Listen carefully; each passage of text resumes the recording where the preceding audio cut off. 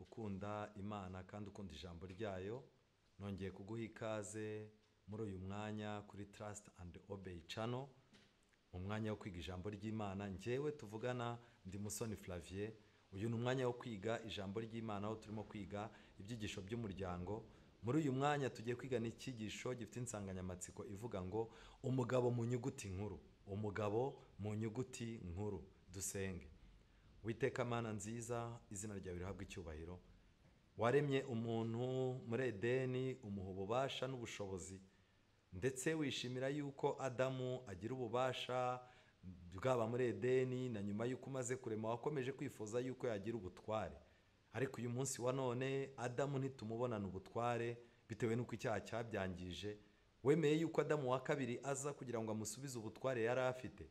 Uyu mwanya tugiye kwiga ijambo ryawe. Ngwino uduhindura abagabo nyabagabo. Ijambo ryawe riduhe guhamya ibyo twizera, kandi umwuka wera akabakaba imitima yacu kugira ngo ku musozo w'iki cyigisho impinduka nziza igaragare mu mitima yacu. Tubisabye mu izina rya Yesu, amen. Nkuko nabikubwiye, tugiye kwiga n'icyigisho kivuga ngo umugabo mu nyuguti nkuru. Kenshi na kenshi uramutse ugiye kwandika umuntu yuko ari umugabo, ukandika ku rupapuro ariko ukandikisha inyuguti nto, yahita bibona yuko umupfobeje cyane ndetse yanababara cyane.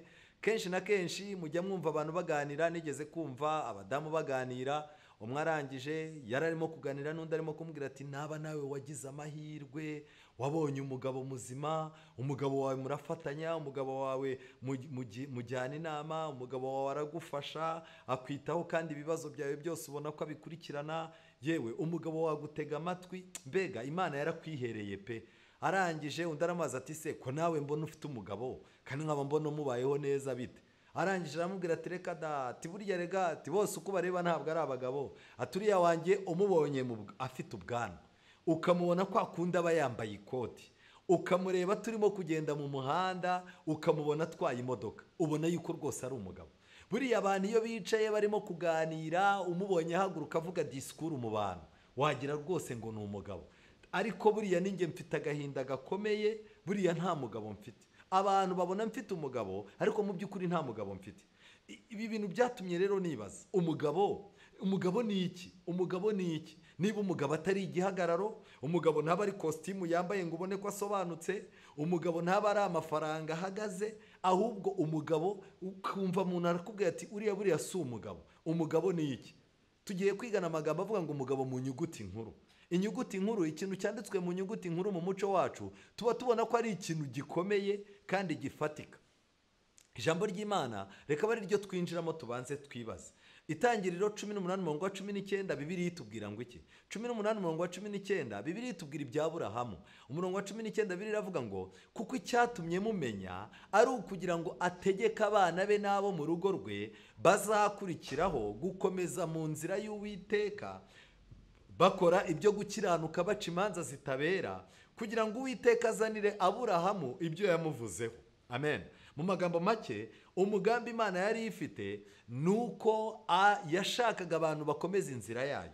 Ari byo byatumye iha Aburahamu imumenya. Imana yamenye Aburahamu kugira ngo Aburahamu ayobora abo mu rugo rwe, namara kubayobora ariko atari ukubategekesha igitugu, ahubwo atume bakomereza mu nzira y'Imana. Ngiyo impamvu iyo ari yo yose ituma Imana yemera ko umugabo yubaka urugo.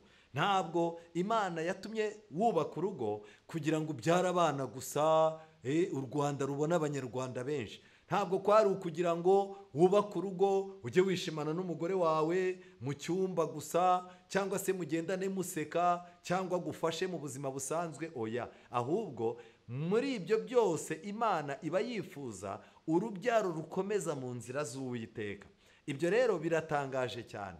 Reka nkwibutse yuko hari amagambo twasomye n'ubu nongera kugusomera mu gitabo cyitwa urugo rwa gikristo paji 181, ni icyigisho cya 34. Baranditse ngo nabonye ko ari abagabo bake cyane basobanukiwe n'inshingano zabo.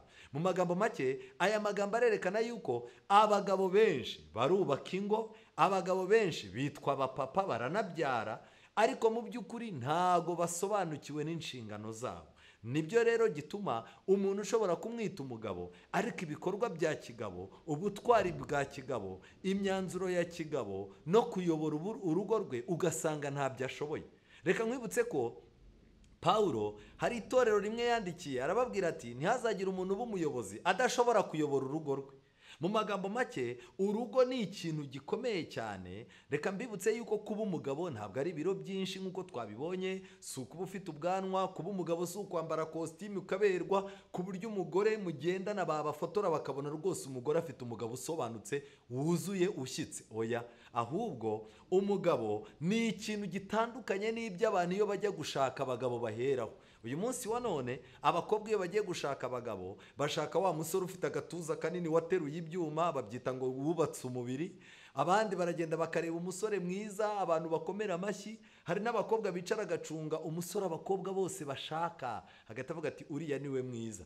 Hari n'abandi bashaka umusore ukomerwa amashyi, ufite ibintu bidasanzwe akora mu rusengero.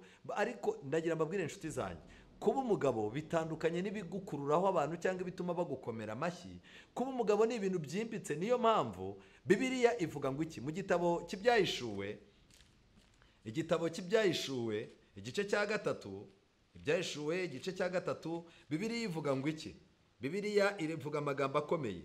Hano baranditse ngo igice cya 3 umurongo wa 14 ku itorero rya Laodikiya, wandikire marayika w'itorero ry'i Laodikiya uti wita amen, umugabo wo guhamya kandi ukiranuka w'ukuri, inkomoko y'iby'Imana yaremye, aravuga aya magambo ati murumva Kristo yiyise iki? Yiyise umugabo wo guhamya, umugabo wo guhamya kandi ukiranuka.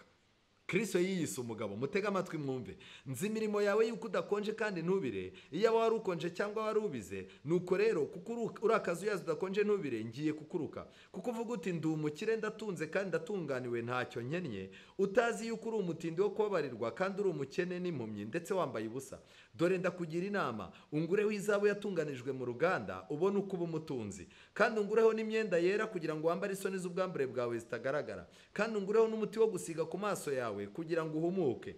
Abo nkunda bose ndabacyaha nkabahana ibihano. Nuko rero gira umwete wihane. Mu magambo make, Kristo hano yiyise umugabo wo guhamya kandi ukiranuka. Ngiki kintu gikomeye. Turamutse twemereye Kristo yaduha kuba abagabo bo guhamya kandi bakiranuka. Birashoboka. Niba ufite Yesu uzaba umugabo muzima kandi uba umugabo ukiranuka. Mu gitabo cyitwa Sign of Times, amagambo yanditswe mu 877, aya magambo baranditse ngo umugabo niwe nkingi y'urugo, niwe uhuza abagize umuryango, umugore n'abana abungishije umurunga w'ubumwe ukomeye cyane, anyuriye mu rukundo rwimbitse rukiranuka kandi rwitanga. Aya magambo yanditse nanone kuri paje muri iki cyigisho cya 2 turimo kwiga cy'urugo rwa gikristo. Icyo nashaka kubabwira ngiki, umugabo niwe nkingi y'urugo. Kandi uretse kuba inkingi y'urugo, umugabo agomba kunga abo mu rugo abungishije umurunga w'ubumwe ukomeye uciye mu rukundo rwimbitse. Umugabo agomba gukunda urugo rwe. Ariko mbega uburyo uyu munsi wa none Kigali ndetse n'indi mijyi ikomeye muri ino minsi imeruka, abagabo ni ibisambo. Arasiga mu rugo nta n'imboga z'ibyatsi bafite bari buzikopeshe, yarangiza akagenda akavovora ifi, yarangiza akarya ifiriti, yarangiza akarya inkoko, yarangiza agataha yibabaje, iminwa yayikubye. Umugore akamubwira ati se ko twikopesheje imboga z'ibyatsi n'ibirayi, hari ubwo uri bukoremo wakwihanganya ugakoramo. Umugabo yarangiza ati hoya rwose natumbye ndumva nameze neza, nimwirire we n'abana njyewe njye kuryama. Naho arimo aranga kwanduza yafi yariye. Ubu rero ni ubusambo. Abagabo mu minsi imeruka nta ndangagaciro za kigabo zabonekaga mu gihe cya kera zirimo kuboneka uyu munsi. Muri iki gitabo cy'urugo rwa gikristo baranditse ngo umugabo niwe mutwe w'urugo. Yabaye inkingi, abaye n'umutwe. Muri no minsi abagabo benshi barimo barashaka ko abagore babo baba inkingi bakaba n'umutwe. umugabo akihisha kugira ngo ibibazo bitamukubita. Niyo mpamvu mubona abagore benshi uyu munsi barimo kurwara indwara z'imivuduko y'umutima n'ibiki, nuko abagabo benshi barimo barahunga icyatumye baba abagabo. Aho birimo gusaba kuvunika, umugabo arimo arahahunga. Aho birimo gusaba kujya muri fondasiyo ngo avunike, umugabo arimo arahahunga. Niyo mpamvu muzabona abagore benshi barimo kugenda bakora bakarwara bakavunika, ariko ugasanga abagabo ntashaka rwose kuvunika. Hano baranditse ngo kuko umugabo ari we mutwe w'urugo, birumvikana ko umugore we amutegerejeho urukundo, kumwumva n'ubufasha bukwiye kugira ngo arere abana. Abo bana rero barabasangiye ukubaho neza kwabo kureba n'umugabo. Abana bo bategereje ko se ababera inkingi n'umuyobozi. Nafate rero ubuzima uko buri, amenye guhitamo ibikorwa n'abaturanyi bazakikiza umuryango we. Mu magambo make, umugabo agomba kumenya ibikorwa umuryango we uzakora, yarangiza akamenya n'ahantu azatuza umuryango, akamenya abaturanyi. Umugabo bita Loti ntiyagize amahirwe yo kumenya abazaturana n'urugo rwe.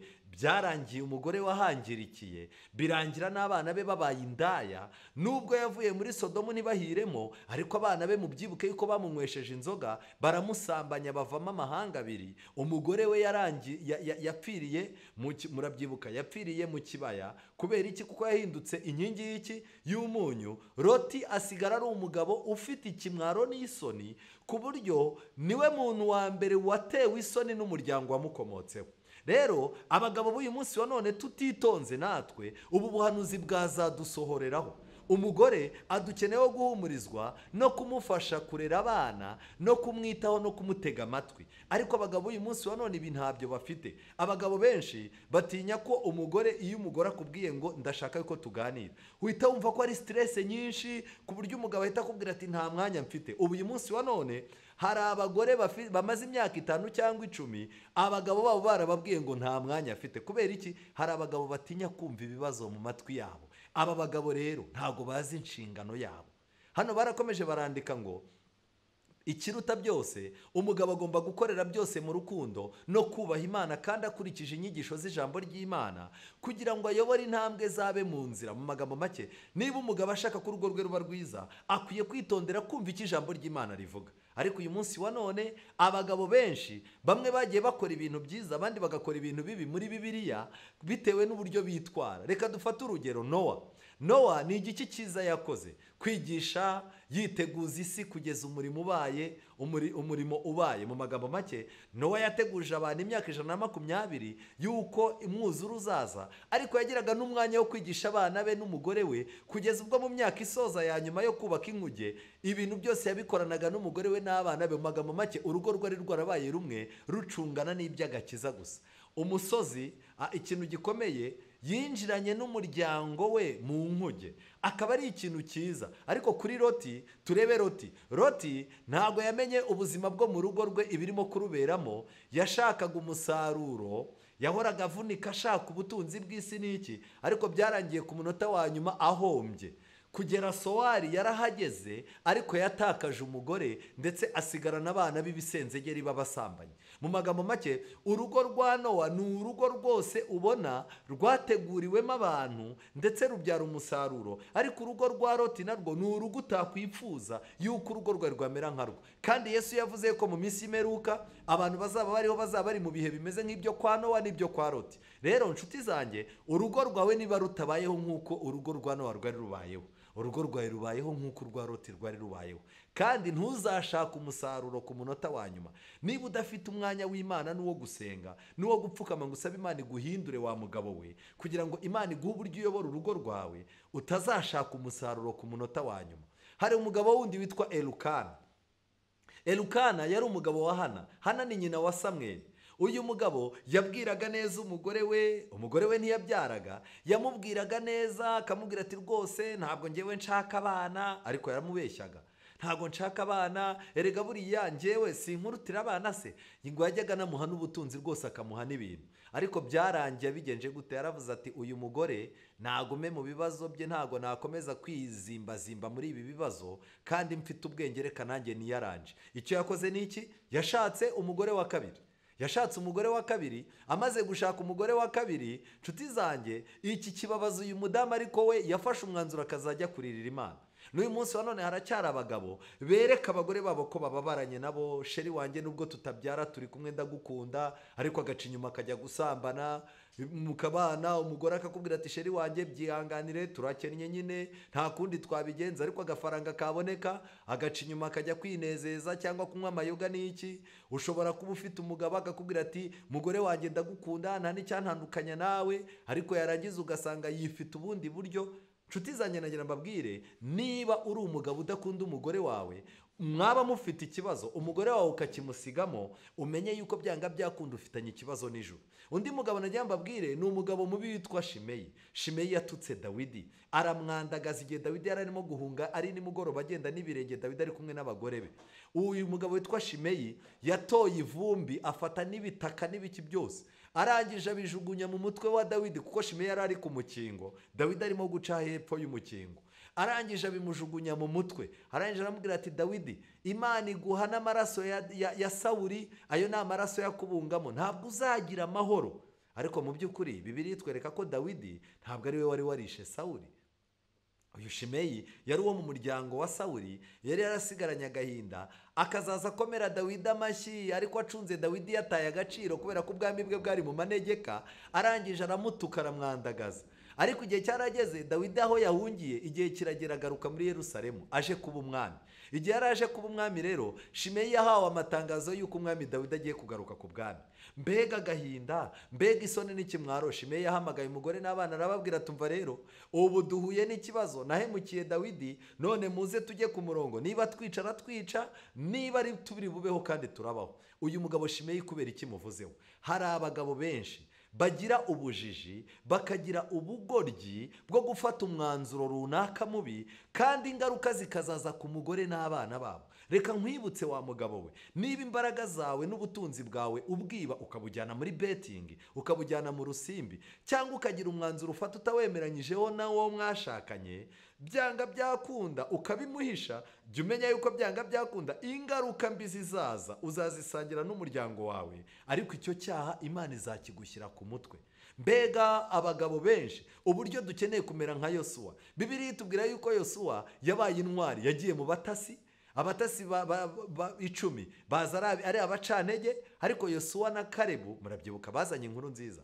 Yosuwa yakomeje kuba intwari, ayobora Abisirayeli abageze i Kanani. Ageze i Kanani Abisirayeli bayoboka ibigirwamana, imiryango iragenda irazamba, abantu birara mu busambanyi, abagore baca inyuma abagabo, ibintu biragenda biti icyerekezo, abantu baharurukwa gusenga, basenga ibigirwamana.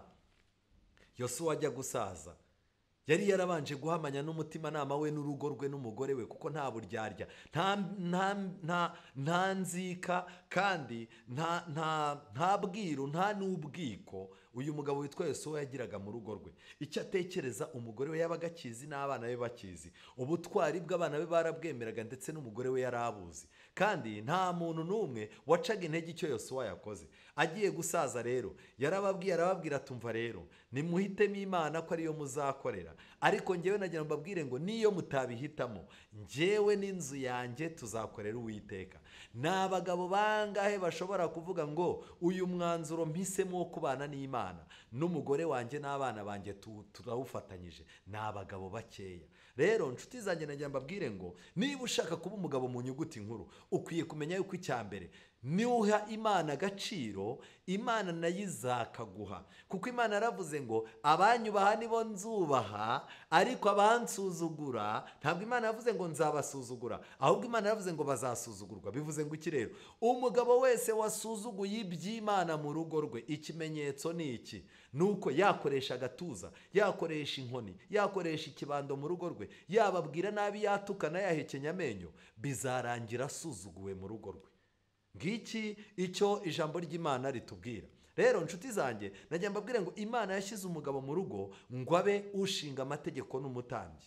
Umugabo ni inkingi y'umuryango nyakuri, niwe utanga amategeko agaragariza mu mibereho ya kigabo imico myiza idatezuka n'imbaraga. Mu magambo make, umugabo agomba kugaragariza imibereho ye ya kigabo mu mico myiza: gukiranuka, ubugwaneza, kwihangana, umwete no kuba ingirakamaro. Nibyo bintu bigomba kuranga uyu mugabo. Ndimo ndasoma iki gitabo cyitwa urugo rwa gikristo kuri paje y'ijana na paje y'ijana baranditse kandi ngo umugabo niwe mutambyi waba urugo, agashyira ku gicaniro cy'Imana igitambo cya mu gitondo n'icya nimugoroba. Umugore n'abana bagomba gushishikarizwa ko bakwiye guhurira kuri iryo turo, bagafataniriza hamwe kuririmba no guhimbaza. Mbega urugo rukenewe muri no minsi imperuka. Muri no minsi abagabo stress bararanye ni nayo babyukana, abagore stress bararanye ni nayo babyukana, ni nayo bajyana ku kazi. Abana stress bavanye ku ishuri barayirarana bugacya bakayisubirana ku ishuri. Kubera iki? Harabura igitambo cya mu gitondo, harabura igitambo cya nimugoroba mu muryango. Kuko nanyambabwire ngo ijambo ry'Imana uko ryubatse, ntabwo wabwiriza ijambo ry'Imana ufitanye ikibazo n'umugore, ntabwo wabwiriza ijambo ry'Imana ufitanye ikibazo n'abana, nta kintu umariye urugo rwawe. Rero niyo mpamvu muzabona imiryango myinshi bahisemo guceceka iby'Imana aho kugira ngo bavuge iby'Imana kandi bitabarimo. Ariko nanone nagira ngo mbabwire, iyaba umugabo yakabaye umutambyi, yazaza imbere y'Imana azanye ituro, azanye umuryango w'imbere y'Imana, aje no kuwusabira imbabazi. Baranditse ngo mu gitondo na nimugoroba se w'abana ari nawe mutambyi waba urugo, akwiriye kwatura ibyaha bye n'ibyakozwe n'abana be muri uwo munsi. Ibyaha yamaze kumenya n'ibihishwe byamenywe n'Imana yonyine bigomba kwaturwa. Magambo make, umugabo Imana ikorana nawe kugira ngo umuryango ubonekemo amahoro. Kubw'ibyo rero hari ibintu umugabo adashobora kutamenya, ariko Imana irabimwereka. Mbega uburyo umugabo usenga Imana uba mu ijambo ry'Imana, birahagije kwitegereza umugore wawe ukamenya ko afite ikintu kimubabaje ku mutima. Birahagije kumenya ko umugore wawe afite abantu batangiye kumwangiza mu bitekerezo abandi bagore. Birahagije ko umwana wawe atashye ushobora kumenya ko yavangiwe. Birahagije kumenya ko umugore wawe yamaze gutangira gusoroma imbuto zabuzanyijwe. Birahagije ko umugabo usenga ubana n'Imana mu gihe cyose cy'igitambo agomba kumenya niba umugore we aha agaciro iby'Imana cyangwa atagiye iby'agaciro.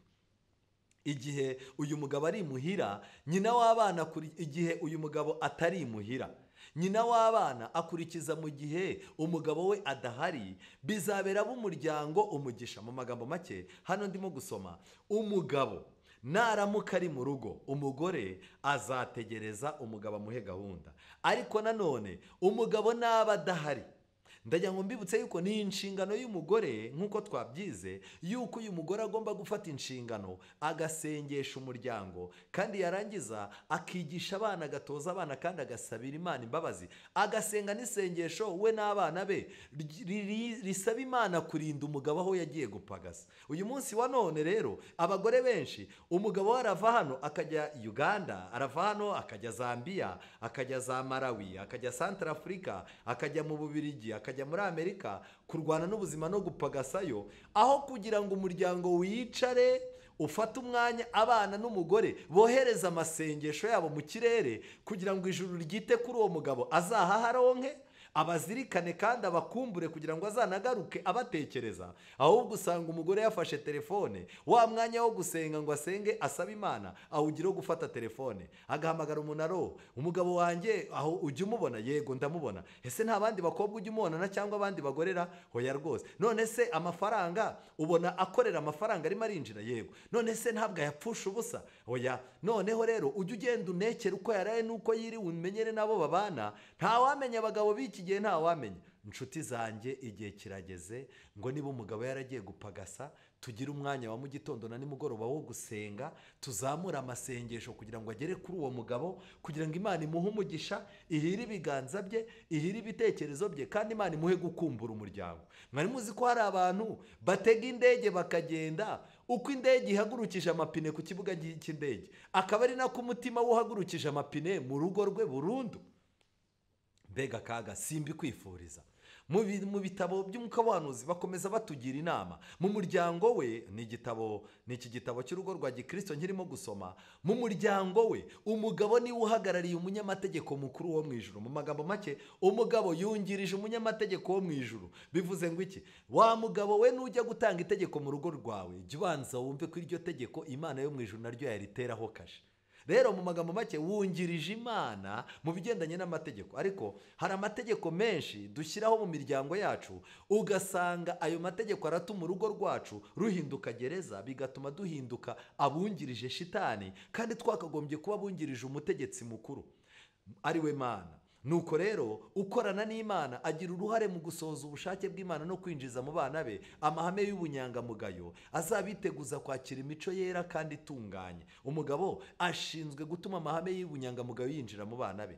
Azaba agaburiye umutima wabo icyatuma batubaha ababyeyi babo bo mu isi gusa, ahubwo bakanubaha na se wo mu ijuru. Umugabo ntakwiriye kugambanira inshingano ye yera, nta na rimwe akwiriye kwihakana ubutware bwe bwa kibyeyi. Mu magambo make, umugabo ni umutware. Mu gihe cyose uzicara mu rugo rwawe ibintu bigapfa, abana bakigira bakagarara, ugaceceka ngo ntushaka kuvuga, abana ukavuga ngo umugore ngo najya agenda avugane nabo, uzamenye ko wagambaniye ubutware bwawe.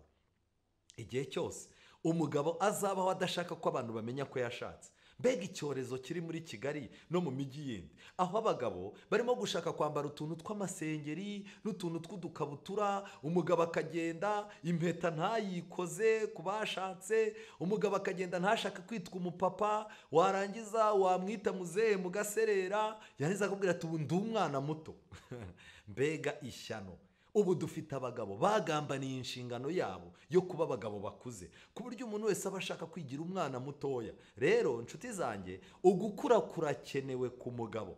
Umugabo ntakwiriye kumera nk'umwana akora ikimujemo cyose ahubutse, aziritswe ku muryango we n'imirunga yera. Mu magambo make, wa mugabo we ukwiye kumenya yuko uziritse ku rugo rwawe, amafaranga ufite mu ikofi aziritse ku bushake bw'urugo rwawe no ku kwifuza kwabo, ibitekerezo byawe biziritse ku bitekerezo by'umugore wawe n'iby'abana bawe. Niyo mpamvu imyanzuro ukwiye gufata igomba kuba ari imyanzuro myiza. Rero hari abagabo benshi bahora ari abana mu mutwe, ugasanga umugabo yivumbuye akantu runaka kose kabaye mu rugo, yivumburiye ibiryo, yivumburiye icyumba araramo ngo ntashaka kurarana n'umugabo. Ikibazo cyose cyavuka akitinza gutaha, akivumbura akarara hanze mu gasozi kugira ngo abyinishe umutima w'umugore, kugira ngo yerekane agaciro ke. Uyu mugabo aba adakura mu mutwe. Nshuti zanjye, niba itsinda wagendagamo uko witwaraga ukirambagiza, ariko wakomeje kwitwara umaze umwaka umwe, ukaba umaze imyaka 10, akaba ari kukimeze, guhuzagurika wari ufite kukaba kukigaragara, ntabwo ukura. Mu Rwambere rw'Abakorinto n'ici cya 13:11, Pawulo yaravuze ngo nkiri umwana muto navugaga nk'umwana muto, ngatekereza nk'umwana muto, nkibwira nk'umwana muto, ariko maze gukura mva mu by'ubwana.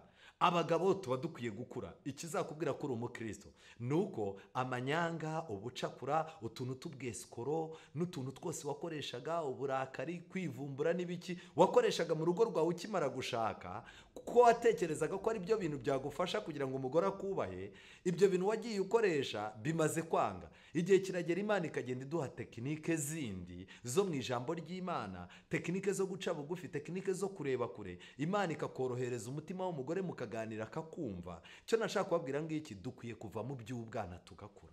Umugabo udakura kiba ari ikibazo. Mbega uburyo abadamu benshi muganira akakubwira ati nge mfite umugabo umeze nk'umwana mu mutwe, ntajya akura. Ikintu icyo ari cyo cyose ni nge mfata umwanzuro. Buriya no kugira ngo tugura aha ni nge wabikoze. Umugabo wanjye aba ashaka ko twirira, tukinywera, tukambara, tugatembera. Ntajya akura mu bitekerezo, ntashobora kwegera n'umwana w'umuhungu dufite ngo amugire inama. Umugabo wanjye ameze nk'umwana mu mutwe. Rero nshuti zanjye, nagira mbabwire twihuta, umugabo mu nyuguti nkuru ni umugabo ushyitse. Isengesho rikwiriye umugabo urakara vuba. Hari abagabo barakara vuba. Hano baranditse kuri paji 143, baranditse ngo ntimwemerere ingorane zanyu zo ku kazi ngo zonone imibereho yanyu yo mu rugo. Ntukemerere ko stress yawe shobuja yakwisimbwa, nibyo koko, kwiseta wahombye, imari yawe imodoka yayigushije, cyangwa se wagiye gukora ku kazi ibintu urahomba bakwibye. Ntabwo ari ngombwa ngo uwo mubabaro bwose n'uburakari n'ibitutsi bagututse iyo stress uyizana uyijugunye ku mugore n'abana. Hano baranditse ngo nimubura kwihangana mukananirwa kugaragaza ubugwaneza n'urukundo igihe muhuye n'ikintu nubwo cyaba kidafite akamaro ariko kikaba kije gihabanye n'ibyo mwari mwiteze, muba mugaragaje ko mutahisemo inshuti ya yindi yabakunze cyane igatanga ubugingo bwe ku bwanyu kugira ngo mube umwe nawe. Mu magambo make, kwivumbura no kurakara, tugafata imishiha yose yo mu kazi tukayizana tukayitura ku bagore bacu n'abana bacu, ni ikimenyetso cy'uko tudafite Yesu ho inshuti nyanshuti. Rero hano baranditse kuri iyo paji 143, baranditse nanone ngo gutegekana kwiyoroshya birakenewe mu miryango. Kuba umugabo mu rugo ntibigaragazwa n'uko umugabo atsimbaraye ku gaciro afite ko kuba umutwe w'urugo rwe. Abantu benshi aricaka avuga ati nge ndi umutware w'urugo, nge ndi umutwe, ni nge ntekerereza urugo. Ndetse ugasanga arimo arabwira umugore we ati wowe uretse kurya imitsi yanjye nta kindi kintu wamarira, uri umwana wowe n'abariya abana bawe muri kimwe, mujye mundeka ntekereze, ni nge mbatekerereza, ntabyutse ntabwo mwarya. Mu by'ukuri iyo ni imitekerereze ipfuye. Kuba umugabo mu rugo ntibigaragazwa n'uko umugabo atsimbaraye ku gaciro afite ko kuba umutwe w'urugo rwe, ntibimwongerera icyubahiro kumwumva avuga ibyanditswe bishyigikira ubutegetsi bwe. Muzasanga abagabo benshi b'ibisambo bafata amasomo ya Bibiliya bakayacurika ngo arengere ubusambo bwabo.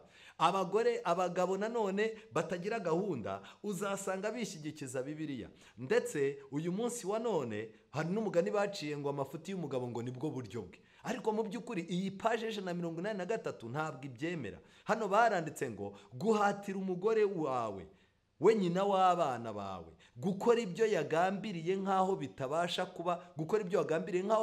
kuba amafuti, sibyo bituma uba umugabo. Mu magambo make, gufata umugore wawe ukamutwara mu kigare ntutuma atekereza, ukamufata nk'umutungo nk'ibindi bintu utunze mu rugo, ntabwo bikongerera agaciro. Ni kimwe mu biranga umugabo utarakura mu bitekerezo. Rero reka mbabwire inshuti zanjye, twakwiga byinshi, ariko Mariko igice cya 9:21 Bibiliya itwereka igitekerezo cy'umubyeyi w'umugabo washyiriye Yesu umwana we wari wafashwe n'abadayimoni. Arangije ku 22 avuga ngo kenshi cyane amuta mu muriro cyangwa mu mazi ngo amwice, ariko niba ubishobora tugirira imbabazi udutabare. Yesu yabwiye uyu mubyeyi ku 23 ngo uvuze ngo niba bishobora byose bishobokera uwizeye. Uwo mwanya se w'uwo mwana avuga cyane ati ndizeye nkiza kutizera.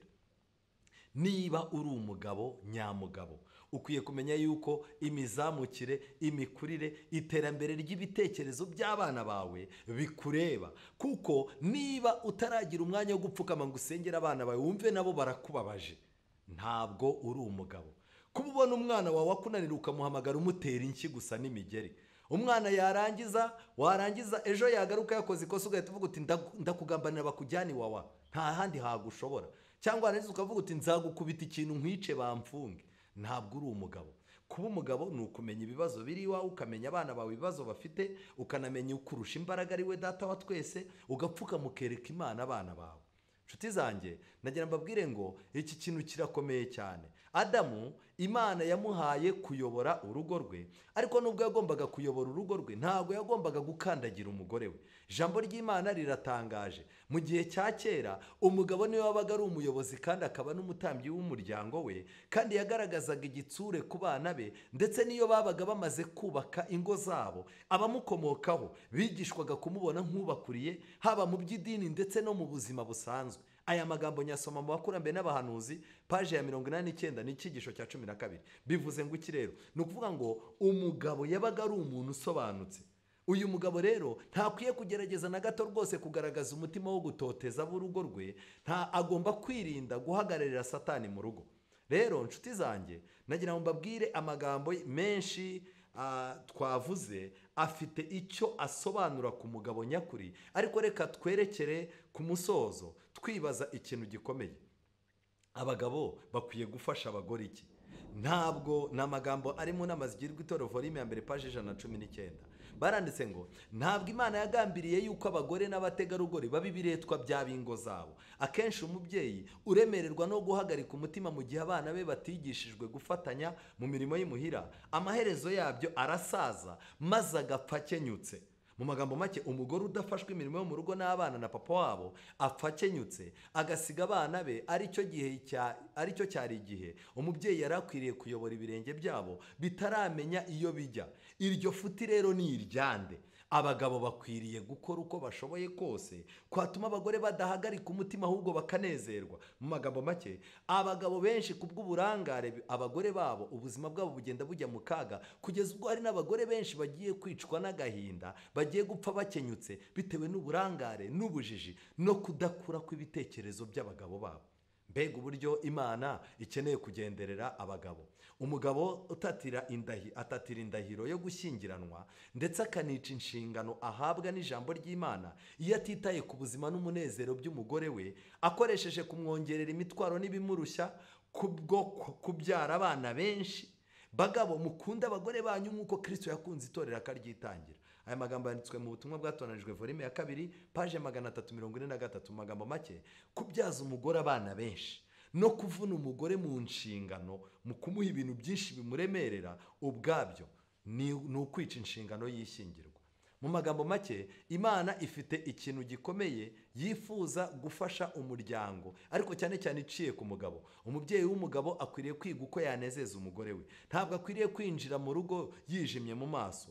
Ikindi kintu gikomeye hano banditse, akenshi umubyeyi w'umugore kandi ahura n'ibimurushya bikomotse ku mugabo we iyo ibintu byose bitagenda mu buryo bumushimishije nk'uko yabyifuzaga. Wa mugabo anenga umugore we kandi agasa naho atitaye ku bimuhangayikisha n'ibimurushya bya buri munsi. Abagabo bakora ibi rero baba babangamira inyungu zabo bwite ndetse n'umunezero wabo. Mu magambo make, iyo ubangamiye umunezero w'umugore wawe, byanga byakunda nawe uba wibangamira.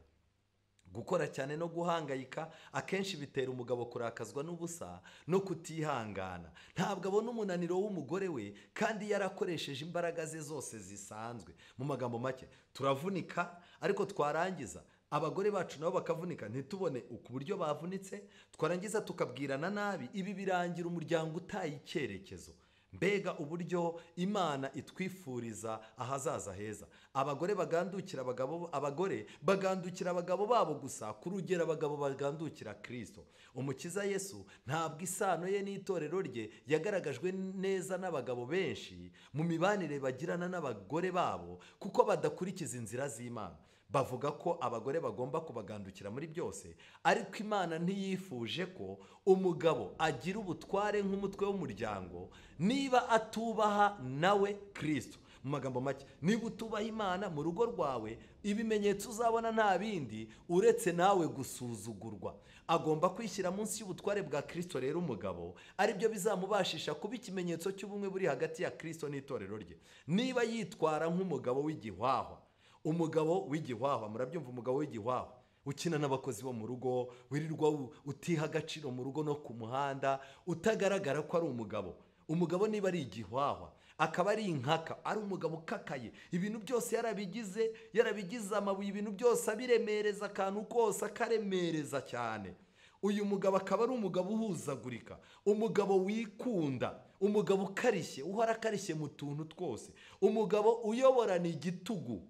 Ntakigera avuga ko umugabo ari umutwe w'umugore kandi ko agomba kumugandukira muri byose. Mu magambo make, niba ushaka kuyobora neza umugore wawe, ukwiye kwirinda kuba umugabo w'igihwahwa, ukwiye kwirinda kuba umugabo w'inkaka ukakaye mu tuntu twose. Umuntu arakakara, amafaranga kuyamukuraho bikaba nabyo birakakaye, kumukuraho kumwenyura kugira ngo kumwenyure uri umugore we bikaba nabyo birakakaye, kumukuraho gukina n'abana be yabyaye bikaba birakakaye, kujya gusenga ugasanga birakakaye, gufasha abaturanyi bikaba birakakaye, kuzirikana bene wanyu birakakaye. Uyu mugabo aba ari umugabo mubi, umugabo uhuzagurika, umugabo wikunda, ugasanga arimo aragura imyenda, abana be bambaye ubusa, umugore we ntaheruka umwenda, ugasanga arimo aragenda muri resitora ku kazi saa sita ararya ibihumbi 3, mu rugo nahagera abaha 1,000 ngo bateke neza kandi arya hage. Ugasanga arikunda utuntu twose, ariyitaho, arashaka ko umugore we acupira, ariko we ntashaka kuvunikana n'urugo. Reka da, umugabo uyoborana igitugu, uyu mugabo afite ikibazo, ntakizere yuko azayobora neza. Uyu si umugabo mu busobanuro nyabwo bw'iryo jambo. Aya magambo yanditse mu rugo rwa Gikristo paje 98.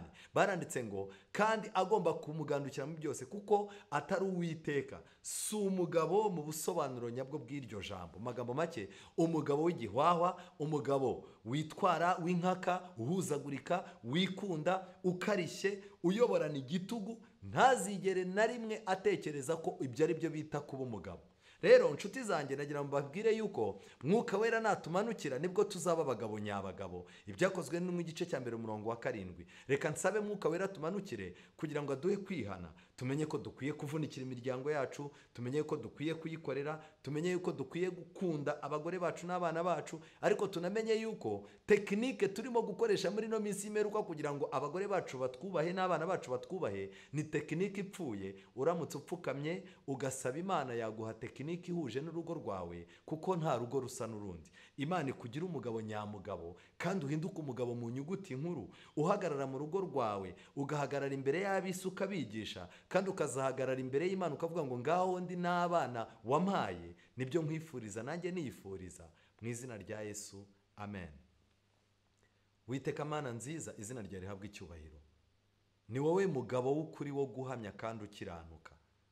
Ushobora gutuma rero abagabo b'uyu munsi wa none bateye nk'uko itorero rya Laodikiya riteye, bongera kuba abagabo bazima, bakagira urukundo, kandi barangiza bagahumuka amaso bakabona aho ibihe bigeze. Ni wowe ushobora gutuma abagabo b'uyu munsi wa none bagira ubutunzi, bakaba abantu bafite imico yifuzwa n'abantu bose. Reka uyu mwanya tumanike amaboko, abagabo twemere yuko dutsinzwe, kuko ibyo twagomba gukorera abagore bacu ntabwo twabibakoreye, ibyo twagomba gukorera abana bacu ntitwabibakoreye, n'icyo twagombaga kwimarira ubwacu ntabwo twagikoze, n'uburyo twagombaga kuguhagarara mu miryango waduhaye ntitwakwerekanye.